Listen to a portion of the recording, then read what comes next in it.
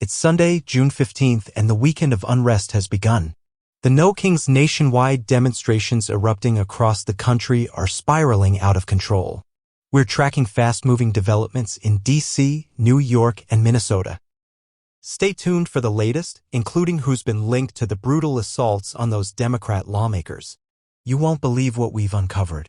Meanwhile, Israel has now claimed full and uncontested air dominance over western Iran, even above the capital, Tehran. There's a lot unfolding, far more than what's visible on the surface.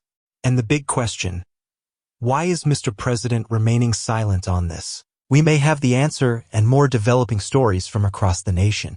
If you value these reports, don't forget to like, subscribe, and share. Every bit of support matters, and we're grateful for it. Just a few days back, Melissa Hardman, a Democrat lawmaker from Minnesota, was brought to tears. All because she fulfilled her duty, casting a vote in favor of a budget bill that included a measure to roll back health care coverage for undocumented immigrants. Debate was emotional and at times very personal for some of them, and there were concerns that the fierce pushback could derail the deal. What I worry about is the people who will lose their health insurance. I know that people will be hurt by that vote, and we worked very hard to try to get a budget deal that wouldn't include that provision. And we tried any other way we could to come to a budget agreement with Republicans, and they wouldn't have it. Leaving her upset and scared about what might happen after voting yes on that law. And it turns out she may have had good reason to be afraid. This morning, she and her husband were attacked and killed in their car by someone connected to Tim Walz's Workforce Development Board. It sounds unreal, but it's true. You heard that right. The man accused of shooting the two Minnesota Democrat lawmakers is 57-year-old Vance Balter. Not just some random crazy person, but still a dangerous man, but someone chosen by Tim Walz. He was personally picked by Governor Walz to be part of his Workforce Development Board. Police are holding a news briefing, giving updates on what they know so far, and saying that Vance Balter had a written statement inside his car, which police haven't shared yet. But we've learned a few things about it. The note includes names of other lawmakers, up to 70 politicians and well-known figures. They also found No Kings posters inside his vehicle. This is important. Watch closely. Breaking news, the Associated Press is reporting authorities are searching for a 57-year-old man suspected of shooting two Minnesota lawmakers. The suspect is identified as 57-year-old Vance Balter. Police were searching for the gunman responsible for the attacks on the Democratic legislators. Writing found inside a fake police car recovered at one of the shooting scenes mentioned the names of multiple lawmakers and other officials. Questions. Are there reasons to believe that these events were also targeted by the person in the manifesto in the car? We don't have any direct links. However, there were some flyers that said No Kings within the suspect vehicle. And as we know, the planned events throughout the state of Minnesota today is a No Kings event. CNN now showing that the note has a list of 70 more names. Big, well-known names. Watch closely.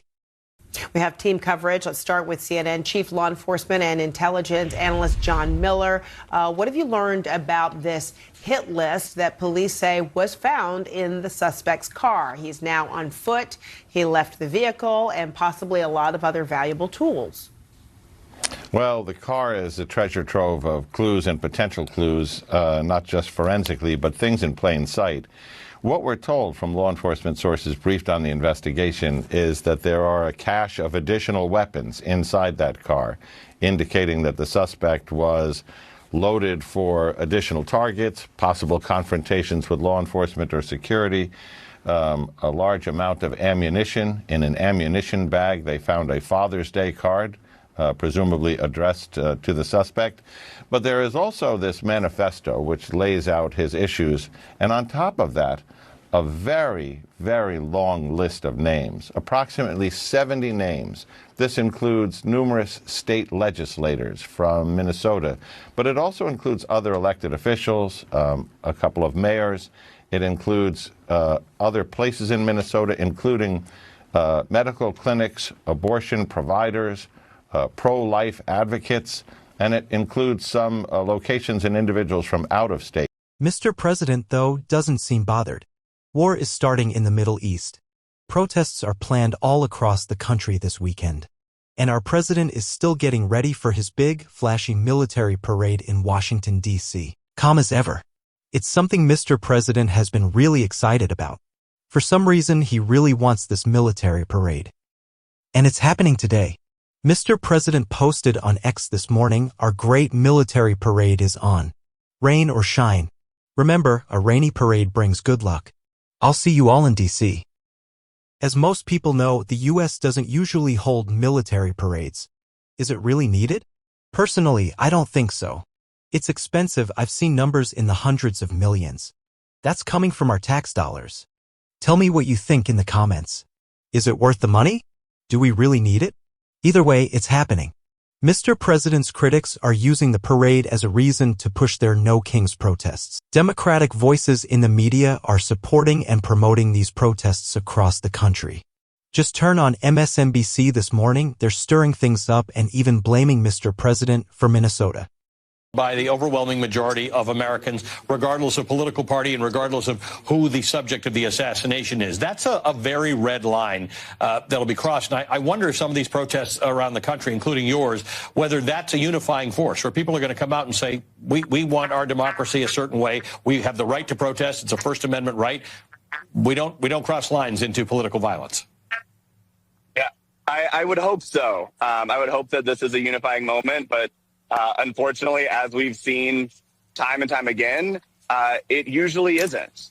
We have too many people and too many elected officials, including the current occupant of the White House, who escalates rhetoric and violent rhetoric against political opponents, and that leads to these kinds of tragic events. It is absolutely unacceptable, and every single elected official should be condemning this, regardless of their political party. But I don't have the greatest hope for some people to actually come out and do that, unfortunately. Jacob. These protests are taking place all over the country. You can see them on this map. There's one in every state. The only place they're not happening is in D.C., which is a bit strange. There's just so much happening right now. It feels like too much to take in at once. Things overseas are out of control. The Middle East is on fire, with a war starting between Israel and Iran. Ukraine and Russia are still fighting. The National Guard has been sent out here in the U.S., including in L.A. And now, the No Kings marches are starting all over the country today. It doesn't look good for Mr. President, and the Democrats know that. I'll be honest, we want to see peace come back to the world like during his first term.